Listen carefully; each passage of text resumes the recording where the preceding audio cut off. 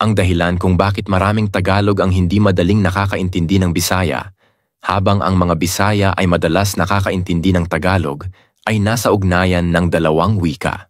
Ang Tagalog at Bisaya, tulad ng Cebuano, na isang karaniwang variant, ay parehong bahagi ng Austronesian na pamilya ng wika. Ngunit magkaibang wika ito na may sariling gramatika, bokabularyo, at pagbigkas. Malaki ang impluwensya ng Kastila at Ingles sa Tagalog, at ito ang naging batayan ng wikang pambansang Filipino na malawak na itinuturo at nauunawaan sa buong Pilipinas.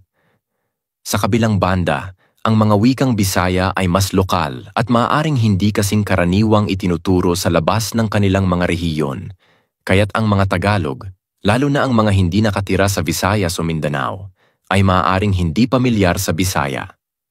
Gayunpaman, madalas natututo ang mga Bisaya ng Tagalog sa paaralan dahil ito ang pambansang wika at ginagamit sa media, kaya mas naaabot nila ang pag-unawa sa Tagalog.